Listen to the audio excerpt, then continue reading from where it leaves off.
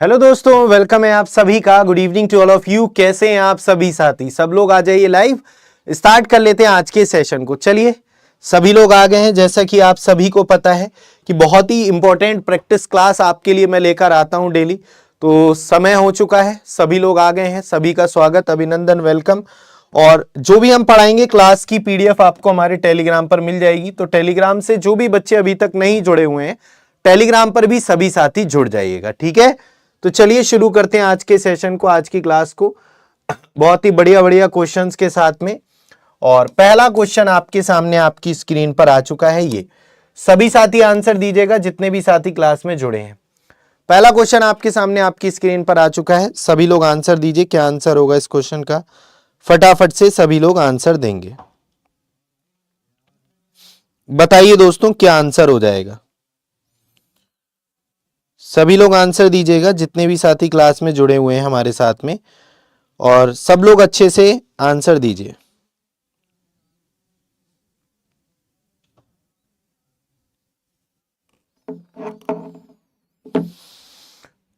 राम राम जी, राम राम। सभी का स्वागत, वेलकम, अभिनंदन।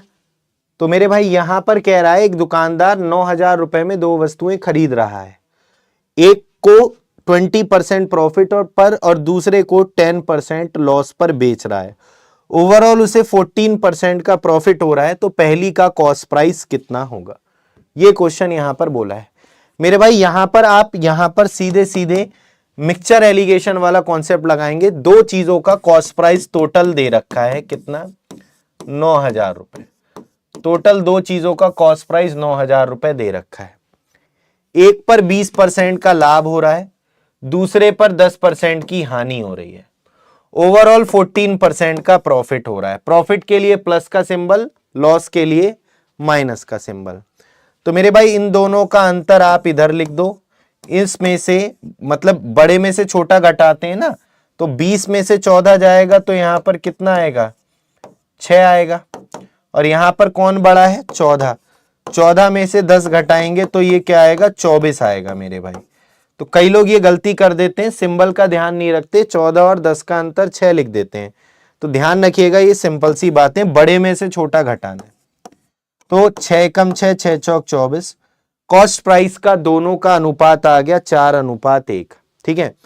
तो मेरे भाई टोटल सीपी आ गया 5 यूनिट, जिसकी वैल्यू क्वेश्चन में दी है 9,000। 5 यूनिट बराबर 9,000 है, तो 1 यूनिट बराबर 1800 हो जाएगा। जब 5 चीजें 9,000 की हैं तो एक चीज कितने की होगी? 1800 की। पहली का सीपी बताना है, तो पहली का सीपी कितना है मेरे भाई? 4 यूनिट। पहली जो 20% लाभ पर बेची है उसका सीपी 4 यूनिट। 1 यूनिट बराबर 1800, 4 यूनिट बराबर 18 चौक 7200 आंसर। तो मेरे भाई 7200 इस क्वेश्चन का आंसर हो जाएगा। दूसरी का सीपी 1 यूनिट है, 1800, तो आंसर होगा इसका 7200। सी ऑप्शन करेक्ट आंसर है। अगर आप ये सिंबल्स से बचना चाहते हैं, अगर आप इन सिंबल्स से बचना चाहते हैं तो आप ऐसे भी कर सकते हैं मेरे भाई। कैसे सर? ऐसे सर, मेरे भाई ध्यान से सुनो। अगर आप सिंबल से बचना चाहते हैं तो आप इस तरीके से कर सकते हैं। अगर लाभ है तो 100 में जोड़कर लिखो। एक को 20% लाभ पर बेचा तो यानी उसकी वैल्यू बढ़कर 120% हो गई। दूसरे को 10% लॉस पर बेचा यानी 90 हो गई। यहां पर ओवरऑल 14% का प्रॉफिट हुआ, तो यहां पर 114 आप लिख देंगे, ठीक है। इन दोनों का अंतर मेरे भाई इधर, इन दोनों का अंतर मेरे भाई इधर। तो यहां पर सिंपल हो जाएगा, यहां पर प्लस माइनस का इस तरीके से झोल नहीं रहेगा। 6 कम 6, 6 चौक 24। टोटल सीपी 5 यूनिट और 5 यूनिट की वैल्यू 9,000, 1 यूनिट की वैल्यू 1800 और पहली का सीपी 4 यूनिट, 18 चौक 7200। तो 7200 रुपए इस क्वेश्चन का आंसर हो जाएगा। ऑप्शन नंबर सी इस क्वेश्चन का बिल्कुल सही आंसर है। तो मेरे भाई ये आपका बहुत ही सरल सा क्वेश्चन है, समझ में आ गई होगी बात। तो इस क्वेश्चन को कीजिए, सेम पैटर्न पर आधारित है ये क्वेश्चन। कीजिए जल्दी से, आंसर बताइए क्या आंसर होगा। सब लोग आंसर दीजिएगा। बहुत ही इंपॉर्टेंट आपके लिए सेशन हम ये लेकर आते हैं, तो आप लोग जुड़ा कीजिए और अपने दोस्तों को भी इसमें सभी साथी जोड़ा कीजिए, ठीक है भाई। अगला क्वेश्चन है आपके सामने आपकी स्क्रीन पर, ये बनाइए सभी लोग, क्या इस क्वेश्चन का आंसर रहने वाला है, फटाफट आंसर बताइए। कीजिए सभी साथी, कितना इस क्वेश्चन का आंसर होगा बताएंगे। तो इस सभी लोग आंसर दीजिए, क्या आंसर होगा। एक शॉपकीपर 4,000 रुपए में 2 वस्तुएं खरीद रहा है, ठीक है। उसने एक वस्तु को 28% लाभ पर और दूसरी को 12% हानि पर बेच दिया है, तो उसे कुल पर 8% का लॉस हुआ है। बताइए दूसरी वस्तु का क्रय मूल्य कितना है। सभी लोग आंसर दीजिएगा, कीजिए जल्दी से, क्या आंसर होगा इसको। देखो, एक पर 28% का लाभ हुआ, दूसरी पर 12% की हानि, कुल पर 8% की हानि। लाभ होगा 100 में जोड़ेंगे, हानि होगा 100 में घटाएंगे। ऐसे ही किया आपने भी, है ना। इन दोनों का अंतर मेरे भाई इधर आ जाएगा, 28 8 मतलब ये 36 आ जाएगा। इन दोनों का अंतर इधर आ जाएगा 4। 1:9 का रेशियो आएगा दोनों वस्तुओं के सीपी का। टोटल सीपी आ गया कितना, 10 यूनिट। और अकॉर्डिंग टू क्वेश्चन दोनों का टोटल सीपी 4,000 है। 1 यूनिट बराबर 400। दूसरी का कॉस्ट प्राइस पूछा है 9 यूनिट, तो 9 चौक 3600 इस क्वेश्चन का आंसर हो जाएगा। 3600 बी ऑप्शन आंसर है। क्या आंसर है मेरे भाई, बी ऑप्शन आंसर है। आप लोग कर नहीं पा रहे क्या, जो आंसर नहीं दे रहे, आंसर दीजिए सभी लोग। 3600 इस क्वेश्चन का आंसर हो जाएगा, ठीक है मेरे भाई। 3600 इस क्वेश्चन का आंसर हो जाएगा। अगला क्वेश्चन बहुत ही इंपॉर्टेंट, बहुत ही प्यारा क्वेश्चन। आप लोग बना के देखिए, ऑप्शन नहीं है इसमें। पहले मैं आपको बता दूंगा कि कैसे करते हैं इस तरीके के क्वेश्चन, फिर आप लोग करिएगा। तो एक बार मैं देख लेता हूं किसी को पता है कैसे निकालेंगे नया मूल्य और पुराना मूल्य। तो बताइए सभी लोग, क्या आंसर होगा इस क्वेश्चन का। कोशिश कीजिए सभी साथी, बनाइए। सभी का स्वागत, वेलकम, जितने भी लोग हमारे साथ में जुड़ रहे हैं, है ना। अच्छे से आप लोग तैयारी कीजिए दोस्तों, है ना। आइए, तो चीनी का जो भाव है वो 25% कम हो गया है। चीनी की कीमत 25% कम हो गई है, जिससे 480 रुपए में कोई व्यक्ति अब 10 किलोग्राम एक्स्ट्रा चीनी खरीद पा रहा है, ठीक है। चीनी का नया और पुराना भाव कितना होगा।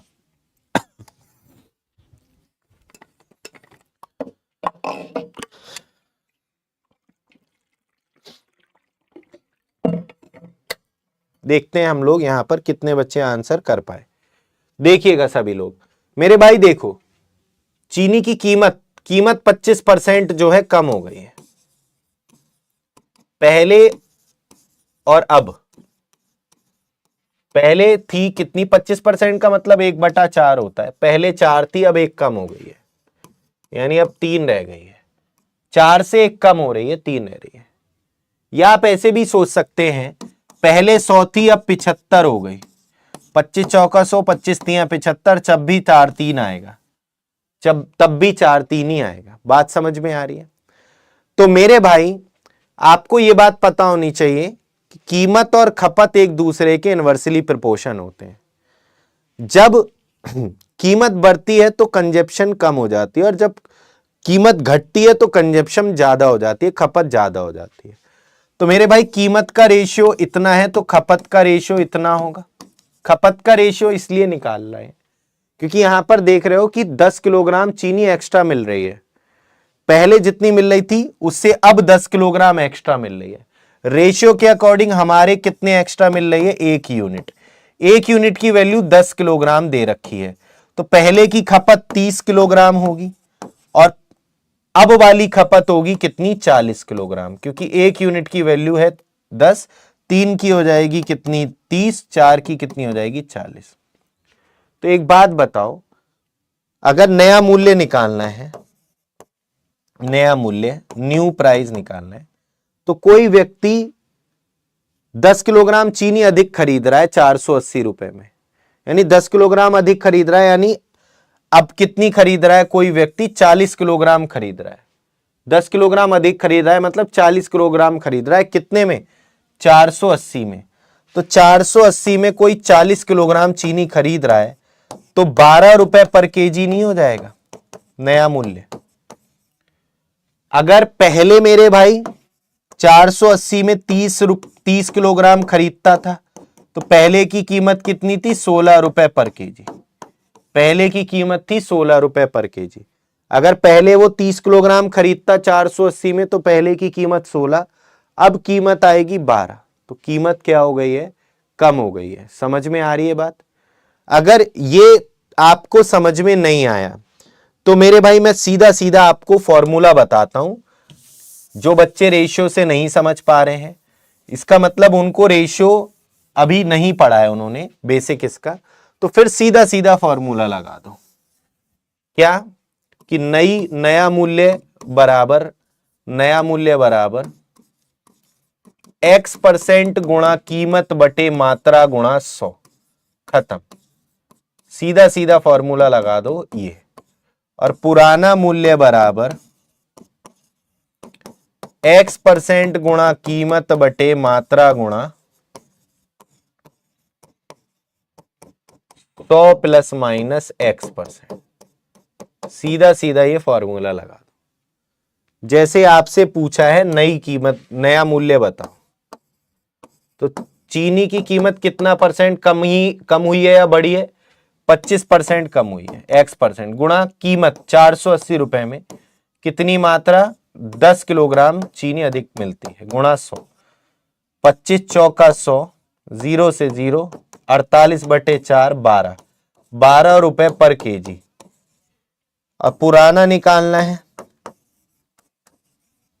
तो कीमत 25% कम हुई है, जिससे 480 रुपए में 10 किलोग्राम कोई अधिक खरीद पा रहा है।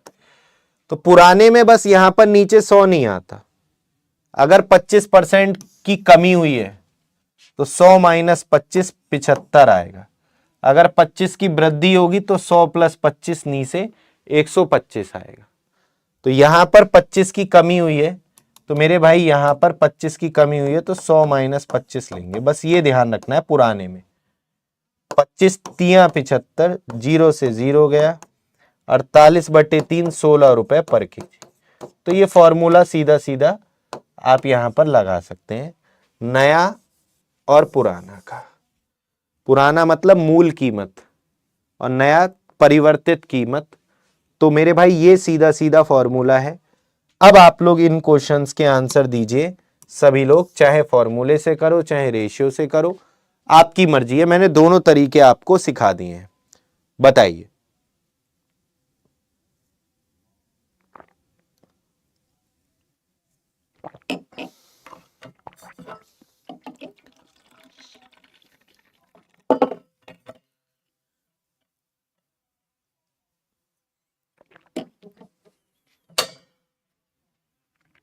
जो चीज कम समझ में आती है, जो चीज नहीं आती है, बाद में रिवाइज किया करो, क्लास को दोबारा देखा करो। ठीक है? बार बार मेहनत करोगे तो कैसे नहीं आएगा। लेकिन आप सोचते हो कि बस ऐसी हो जाए, ऐसे थोड़ी ना होता है, मेहनत करनी पड़ेगी। बाद में पीडीएफ आपको टेलीग्राम पर भी मिलती है। Maths by Nitin Sagar sir नाम से जो टेलीग्राम चैनल है, इसको भी ज्वाइन करके रखिए, है ना। और साथ साथ में आंसर भी दिया करो। जो भी लोग क्लास में जुड़ते हैं सभी लोग आंसर भी दिया करें। चलिए, ये लाइव क्लासेस का टाइमिंग है सुबह 11 बजे। चैप्टर वाइज कोई पढ़ना चाहता है, शाम को प्रैक्टिस क्लास होती है, तो क्लासेस में जुड़ा कीजिए आप लोग। आइए, नया पूछ रहा है तो x% गुणा कीमत बटे मात्रा गुणा 100। 2 0 से 2 0, 25 चौका 100 बटे 10, 10 आ गया, 10 रुपए पर केजी। कभी कभी बोल देता है नया भाव की जगह 2 किलोग्राम चावलों का नया मूल्य क्या होगा, तो ये पर केजी का आता है, ये आता है कीमत। तो 2 किलोग्राम का 20 रुपए होगा। ये तो वैसे कीमत नया भाव ही पूछ रहा है, पर केजी का ही रेट पूछ रहा है, तो नया आ गया आपका 10 रुपए पर केजी।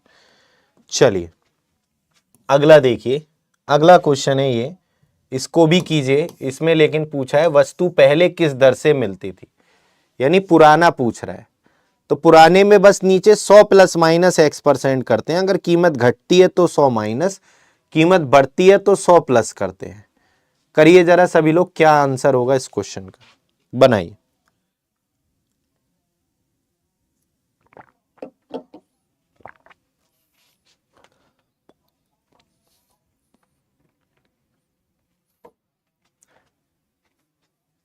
कीजिए सभी लोग, क्या आंसर होगा।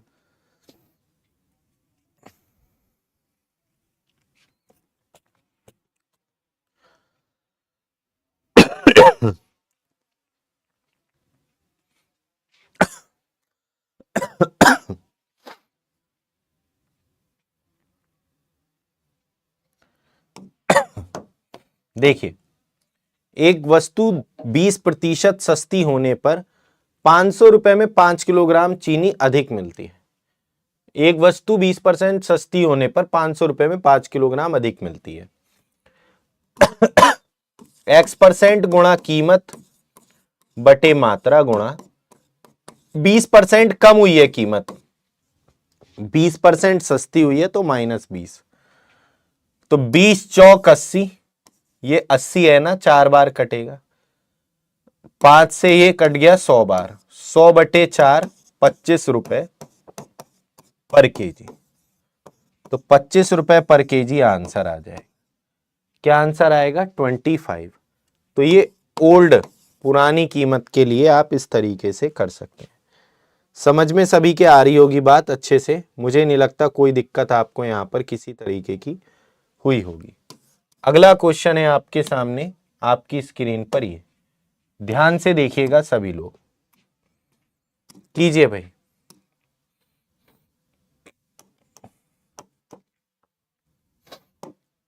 कीजिए सभी लोग, क्या आंसर होगा, बनाइए। सभी लोग कोशिश कीजिएगा, फिर मैं आपको बताता हूं क्या आंसर होगा इसका। 4 अलार्म 6, 8, 12, 18 मिनट के अंतराल पर जो है वो बज रहे हैं। यदि सभी एक साथ मिलकर 4 PM पर बजे हों तो 6 घंटे में कितनी बार बजेंगे? बहुत ही प्यारा सा लाजवाब सा क्वेश्चन है, कोशिश करिए सभी लोग करने की, अगर कर सकते हैं तो बनाइए। बहुत ही इंपॉर्टेंट भी है ये क्वेश्चन, ठीक है। देखिएगा, 4 अलार्म 6, 8, 12, 18 मिनट के अंतराल पर बज रहे हैं। अगर केवल ये पूछा होता कि 4 अलार्म या 4 ट्रैफिक लाइट्स 6, 8, 18 और 12 मिनट के गैप पर जल रही हैं या बज रहे हैं, तो कितने समय बाद एक साथ जलेंगे या बजेंगे, तो एक साथ जब भी आए ना मेरे भाई, तो एलसीएम ले लिया करो, इन सब का एलसीएम ले लो, जो आएगा 72 मिनट।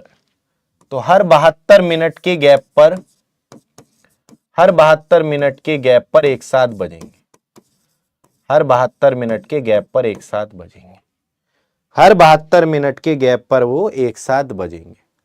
72 मिनट का मतलब होता है मेरे भाई 1 घंटा 12 मिनट, 1 घंटा 12 मिनट। अरे 72 मिनट 60 मिनट प्लस 12 मिनट, तो हर 1 घंटा 12 मिनट के बाद एक साथ बजेंगे। अगर ये बोल देता है यहां पर कि 4 बजे बजे हैं, फिर कब बजेंगे, तो आंसर होता मेरे भाई 5:12 पर, तो आंसर होता 5:12 पर, हर 1 घंटा 12 मिनट के बाद बज रहे हैं, तो आंसर होता 5:12। लेकिन ये बात नहीं पूछी है इसने तो ये बात पूछी है कि 6 घंटे में कुल कितनी बार बजेंगे, 6 घंटे में कुल कितनी बार बजेंगे। हर 72 मिनट के गैप पर अगर बजेंगे तो 6 घंटे का मतलब होता है 360 मिनट, तो 360 मिनट में कितनी बार बजेंगे अगर हर 72 मिनट बाद वो बजने हैं। देखो, पहली बार बजे एक साथ स्टार्टिंग में, फिर 72 मिनट बाद बजे, फिर 72 मिनट बाद बजे, फिर 72 मिनट बाद बजे, फिर 72 मिनट बाद बजे, फिर 72 मिनट बाद बजे। तो मेरे भाई 360 मिनट में, 360 मिनट में कितनी बार बज गए? 1 बार, 2 बार, 3 बार, 4, 5, 6, कितनी बार? 6 बार। सर ऐसे तो बहुत टाइम लग जाएगा, तो तरीका क्या है इस क्वेश्चन को करने का? मेरे भाई आपको कुछ नहीं करना, 6 घंटे में कितनी बार बजेंगे, तो आपको 360 को हर 72 मिनट के गैप पर बज रहे हैं, 72 से डिवाइड कर दो, 72 पंजे 360। ये मेरे भाई 5 भाग आए हैं 360 के। स्टार्टिंग में जो बचता है उसको 1 जोड़ना पड़ेगा, इसलिए ये 6 बार आएगा। मोस्टली लोग 5 पे टिक लगा देते हैं इसमें, जबकि आंसर क्या आएगा, 6 आएगा। 1 क्यों जोड़ा, ये स्टार्टिंग में जो एक साथ बजेंगे, तो मेरे भाई यहां पर ये स्टार्टिंग वाले के लिए 1 जोड़ते हैं। तो ध्यान रखिएगा, बहुत ही प्यारा और बहुत ही इंपॉर्टेंट। इसमें बच्चे अक्सर गलती करते हैं, ध्यान रखिएगा। अगला क्वेश्चन है आपके सामने, आपकी स्क्रीन पर, ये बनाइए। सभी साथी देखिएगा, कोशिश कीजिएगा करने की, नहीं होगा मैं बताऊंगा। ध्यान से देखिएगा सभी लोग।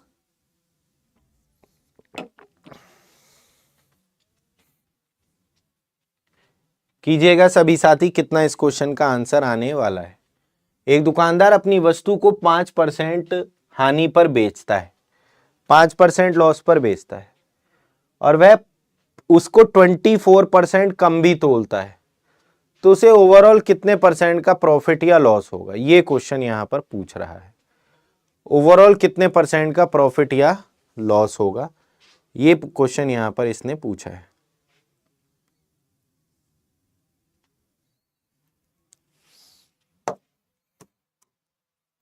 देखिएगा कैसे करते हैं, इस तरीके के क्वेश्चंस को बता देते हैं।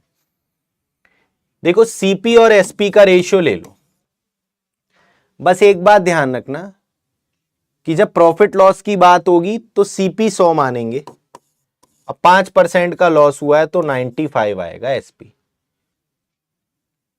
जब लाभ हानि की बात होगी, या अगर 5 का लाभ होता तो सेलिंग प्राइस देता है 105।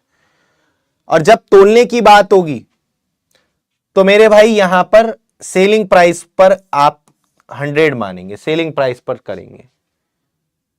24% कम तोलता है, यानी कितनी लागत दे रहा है वो? 76। कितनी लागत दे रहा है? 76। तोलने की बात आएगी तो सेलिंग प्राइस 100 माना जाएगा, प्रॉफिट लॉस की बात आएगी तो सीपी को 100 माना जाएगा। ध्यान रखिएगा। तो मेरे भाई यहां पर आप इनकी मल्टीप्लाई करोगे, रेशियो लोगे, तो यहां पर 100 से 100 तो कट जाएगा। 19 चौक 76, 19 पंजे 95, 4 5 का रेशियो आ गया सीपी एसपी का।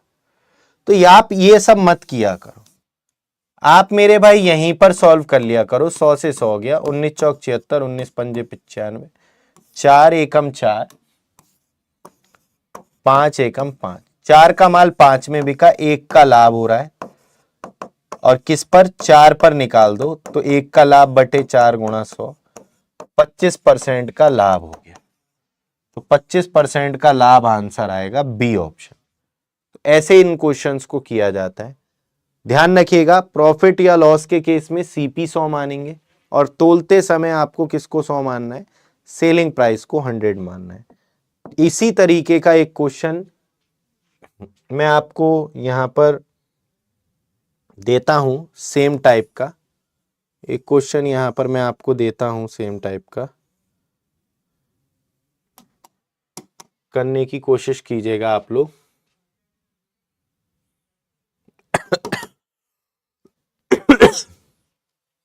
ये किसी टाइप का क्वेश्चन देते हैं।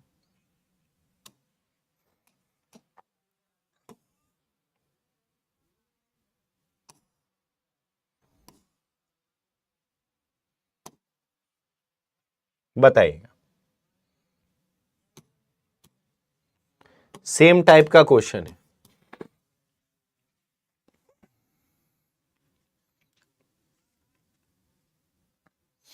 बताइएगा सभी लोग क्या आंसर होगा। एक शॉपकीपर, एक दुकानदार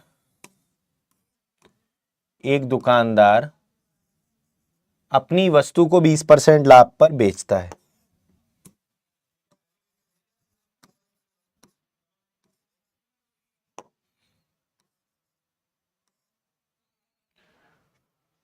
और 25% उसे कम तोलता है, तो उसे कितने परसेंट का लाभ होगा? यहां पर ये कंफ्यूजन ही नहीं रखा कि लाभ होगा या हानि, वैसे आप भी निकाल सकते हो खुद से, लेकिन यहां पर इन्होंने ये दे ही दिया है। तो बताइएगा यहां पर क्या इस क्वेश्चन का आंसर होगा। तो सीपी 100 है, 20% लाभ पर बेच रहा है, 25% कम तोल रहा है। ठीक, तो मेरे भाई यहां पर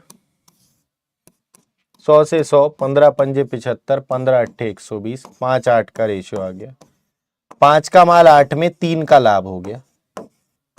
लाभ 5, 3 का हो गया 5 पर ओवरऑल। तो मेरे भाई 20% वो 60% प्रॉफिट हो गया। कितना हो गया? 60% प्रॉफिट हो गया। कितना हो गया? 60% प्रॉफिट हो जाएगा।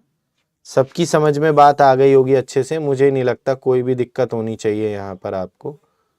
चलिए आगे बढ़ते हैं, अगले क्वेश्चन की तरफ आते हैं। अगला क्वेश्चन बहुत ही प्यारा सा है, आपके सामने आपकी स्क्रीन पर ये बनाइएगा। इंपॉर्टेंट क्वेश्चन है ये भी, सभी लोग ध्यान से देखिएगा क्या आंसर होगा। सभी साथी यहां पर ध्यान से देखिए, सारे क्वेश्चन बहुत ही अच्छे क्वेश्चन हैं, सारे क्वेश्चन बहुत ही इंपॉर्टेंट क्वेश्चन है, सारे क्वेश्चन आपके एग्जाम में आने के लिए बहुत ही इंपॉर्टेंट। आप लोग डेली हमारे साथ जुड़ा कीजिए दोस्तों, है ना। अच्छे से प्रैक्टिस करेंगे तो आपका मैथ्स अपने आप धीरे धीरे इंप्रूव हो जाएगा, अगर आप डेली प्रैक्टिस करेंगे। आंसर भी दिया करो, मैं देखता हूं आंसर नहीं देते हैं सभी लोग, तो आंसर भी दिया कीजिए। यहां पर a plus B, B plus C और सी प्लस ए का रेशियो दे रखा है कितना? 4 7 9। a प्लस बी प्लस सी बराबर 40 है, तो c का मान यहां पर पूछ रहा है कितना होगा। देखिएगा इसको अगर मैं बेसिक से बताऊं आपको, a प्लस बी कितना है? 4x, b प्लस सी कितना है? 7x, और c प्लस ए कितना है? 9x। अगर बेसिक से बताऊं मैं पहले आपको, फिर मैं आपको इसको शॉर्ट भी बताऊंगा कैसे करेंगे, ठीक है। LMB में बस ये होना चाहिए, 3 साल पुराना होना चाहिए, और जो है 4 व्हीलर होना चाहिए बस, ठीक है, 4 पहियों का होना चाहिए।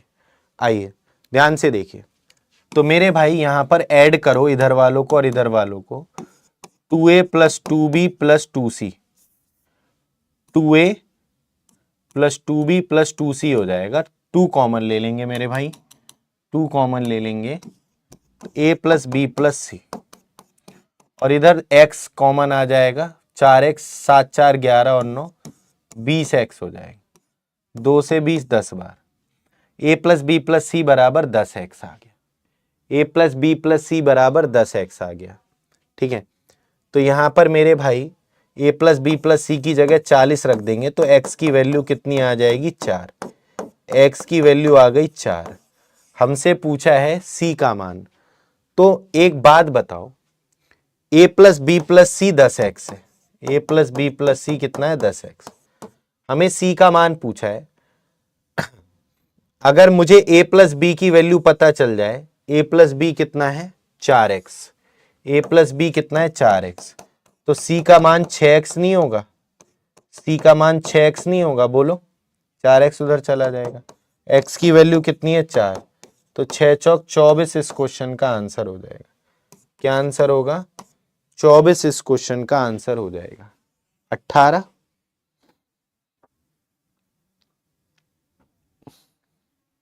सी की वैल्यू ही तो पूछी है, कितना हो जाएगा मेरे भाई? यहां पर 6 चौक 24 इस क्वेश्चन का आंसर हो जाएगा।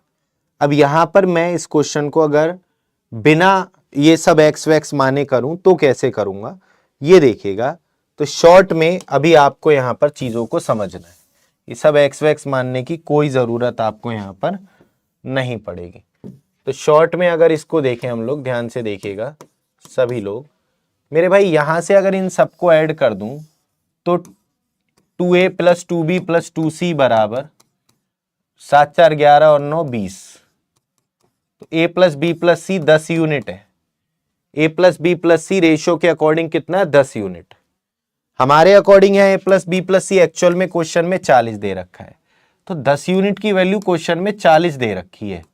10 यूनिट की वैल्यू कितनी दे रखी है? 40। तो एक यूनिट की वैल्यू कितनी हो जाएगी 4, एक यूनिट की वैल्यू कितनी हो जाएगी 4। सी का मान कितना यूनिट है, ए प्लस बी है मेरे भाई 4 यूनिट, ए प्लस बी 4 यूनिट है, ए plus B plus C 10 unit है, तो सी 6 यूनिट होगा ना। तो 6 यूनिट की वैल्यू कितनी हो जाएगी, एक यूनिट बराबर 4, तो 6 यूनिट बराबर 24। ये डायरेक्ट आप इस तरीके से कर सकते हैं। तो मेरे भाई समझ में आई बात। कभी कभी ए बी सी का रेशियो भी पूछ लेता है, तो ए बी सी का रेशियो निकालने के लिए आपको ऐसा नहीं है कि सी की वैल्यू अलग निकालनी पड़ेगी, ए की अलग निकालनी पड़ेगी, बी की अलग निकालनी पड़ेगी। जो रेशियो है, रेशियो में आप देखेंगे सी का मान आपने 6 यूनिट निकाल लिया। अब जैसे आपको ए की वैल्यू निकालनी है, तो बी प्लस सी यहां पर 7 यूनिट है, बी प्लस सी 7 यूनिट और तीनों 10 यूनिट है, तो 7 में से 10 गया तो ए आ गया 3 यूनिट। आपको बी की वैल्यू निकालनी है, सी प्लस ए 9 यूनिट है, तीनों 10 यूनिट है, सी प्लस ए 9 यूनिट है, तो बी कितना आएगा 1 यूनिट। तो मेरे भाई ये रेशियो आ जाएगा 3:1:6 का, 3:1:6 का रेशियो आ जाएगा। तीनों की वैल्यू भी निकाल सकते हैं। 1 भाग बराबर 4, 6 भाग बराबर 24, 1 भाग बराबर 4 और 4 भाग बराबर 12, तो 12, 4 और 24 तीनों की एग्जैक्ट वैल्यू भी निकाल सकते हो। तो ये तरीका मेरे भाई बेस्ट है। रेशियो पूछे तो ऐसे और वैल्यू पूछे तो आप ऐसे आराम से कर सकते हैं। सिंपल क्वेश्चन है, बहुत ही अच्छा। मुझे नहीं लगता कोई भी दिक्कत आपको यहां पर होनी चाहिए। कल मुझे याद है होमवर्क में मैंने आपको ये क्वेश्चन एक दिया था, बड़ा अच्छा सा, बोला था कौन इस क्वेश्चन का आंसर देगा। देखते हैं, तो अभी आप लोग इस क्वेश्चन को करके दिखाइए सभी लोग, क्योंकि होमवर्क का आंसर आप लोग देते नहीं है कमेंट बॉक्स में, तो कमेंट बॉक्स में भी आंसर सब लोग दिया कीजिए, है ना। चलिए कोशिश कीजिए सभी लोग अभी करने की, फिर मैं आपको बताता हूं कैसे करेंगे। एक सर्कल की रेडियस 21 सेंटीमीटर है, इसके सेक्टर का जो आपका यहां पर एंगल दे रखा है 30 डिग्री दे रखा है, इसके त्रिज्य खंड की लंबाई कितनी होगी।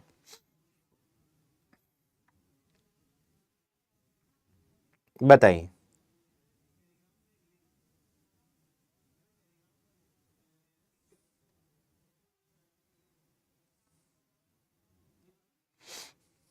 मेरे भाई ध्यान से देखिएगा सभी लोग, पहले मैं समझा देता हूं। जैसे एक सर्कल है,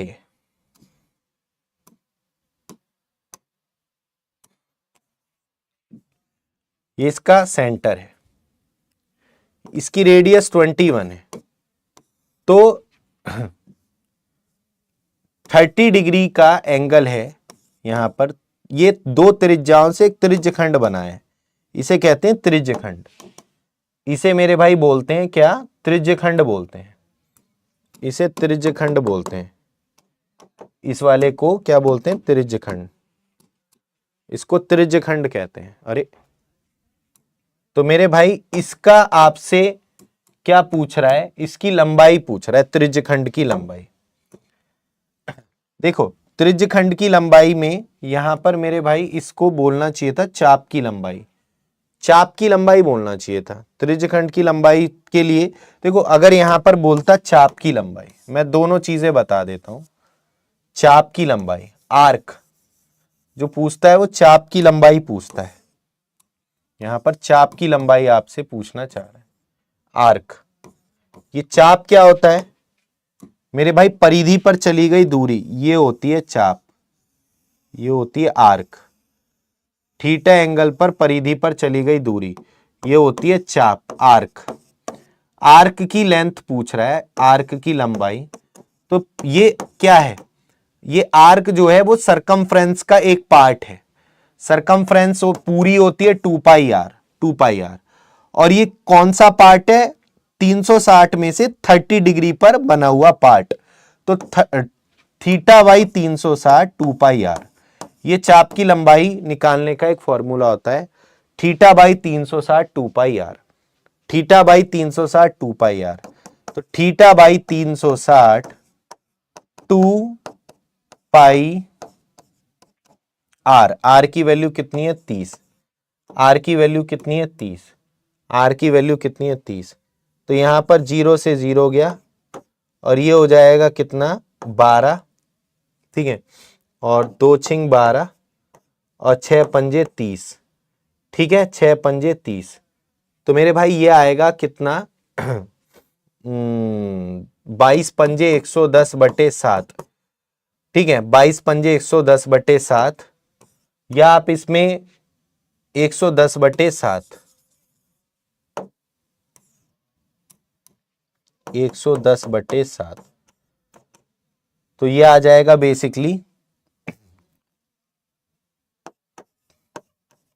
15 सही 5 बटे 7 सेंटीमीटर, 15 सही 5 बटे 7 सेंटीमीटर। तो ये इस क्वेश्चन का आंसर होगा, है ना, चाप की लंबाई हो जाएगा ये। अच्छा, इसमें एक चीज और, अगर इसमें इस पूरे की लंबाई पूछ ले त्रिज्यखंड की, तो इसमें मेरे भाई 42 और ऐड कर दो। ये पूरा त्रिज्यखंड का परिमाप आपसे पूछ ले, ठीक है, पेरीमीटर आपसे पूछ ले, पेरीमीटर, बेसिकली पेरीमीटर आपसे पूछ ले, perimeter of sector, perimeter of sector जो है, इसमें 110 बटे 7 में आप क्या ऐड कर दोगे, 21 प्लस 21 42, 21 प्लस 21 42 आप इसमें ऐड कर दोगे, ठीक है। तो यहां पर यह आ जाएगा कितना 15, इसमें आप 42 ऐड कर दोगे तो यह आ जाएगा कितना 5 2 7 67 5 बटे 7। तो ये पेरीमीटर पूछ सकता है, परिमाप पूछ सकता है, इसका परिमाप, बाहरी माप, ठीक है, ध्यान रखिएगा। अच्छा, इसका एरिया का भी फॉर्मूला ध्यान रखिए, ये जो सेक्टर होता है इसका एरिया, इसका एरिया का फॉर्मूला ध्यान रखिएगा। इसका क्षेत्रफल, पूरे का क्षेत्रफल होता है सर्कल का पाई आर स्क्वायर, तो हमें ये इसका एरिया निकालना है theta by 360 pi R square. तो एरिया का फॉर्मूला ध्यान रखिएगा theta by 360 pi R square, तो ये ध्यान रखिएगा, बहुत ही इंपॉर्टेंट है, ठीक है। वेलकम है भाई सभी का, जो भी बच्चे हमारे साथ क्लास में जुड़ रहे हैं। तो ये दोनों बातें आपको ध्यान रखनी है, इंपॉर्टेंट है, ध्यान रखने वाली बात है। और आपको मैं बता देता हूं, जो भी हम पढ़ाते हैं हमारी पीडीएफ आपको टेलीग्राम पर मिल जाती है, तो सभी साथी टेलीग्राम के साथ भी, हाँ, टेलीग्राम में भी आप लोग जुड़े रहिए।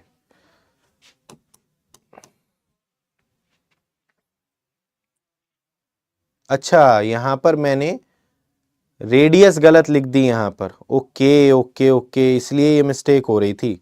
एक सेकंड मेरे भाई, यहां पर मैंने ये रेडियस गलत लिख दी है। रेडियस यहां पर कितनी आएगी, theta by 360 2 pi R, R यहां पर 21 दे रखा है, okay, theta by 360 2 pi R, R यहां पर क्या दे रखा है 21, मैं भी तो कह रहा हूं कुछ ना कुछ, ठीक है। तो यहां पर आर 21 दे रखा है मेरे भाई, 21, रेडियस मैंने यहां पर 30 लिख दी थी, ओके ओके ओके।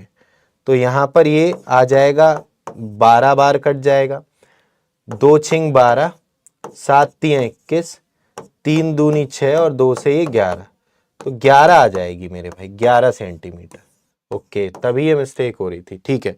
और अगर पेरीमीटर की बात करें, पेरीमीटर की बात करें, परिमाप की बात करें, परिमाप की बात करें सेक्टर का, तो परिमाप में मेरे भाई यहां पर 11 तो चाप की लंबाई आ गई, 21 प्लस 21, तो 21 प्लस 21 42, तो 11 प्लस 42 यहां पर ये आ जाएगा 53 सेंटीमीटर, तो ये पेरीमीटर आ गया, ओके ओके ओके, ठीक है भाई। तो ये 11 सेंटीमीटर इसकी आर्क की लेंथ आएगी, ठीक है, थैंक यू।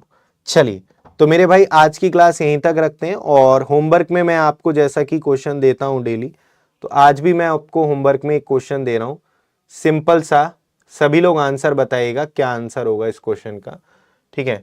तो जो मैंने आज कराया उसी से रिलेटेड होमवर्क में आपको एक क्वेश्चन दे रहा हूं, तो ये मैंने इस तरीके का क्वेश्चन आज कराया भी है, तो होमवर्क में मैं ये क्वेश्चन आपको दे रहा हूं, सभी लोग आंसर दीजिएगा, ठीक है। और कोई डाउट हो तो कमेंट करके आप लोग पूछ लिया कीजिए, और सेशन को लाइक शेयर भी जरूर किया कीजिए। तो मिलते हैं हम लोग नेक्स्ट क्लास में, तब तक के लिए बाय बाय, टेक केयर, जय हिंद।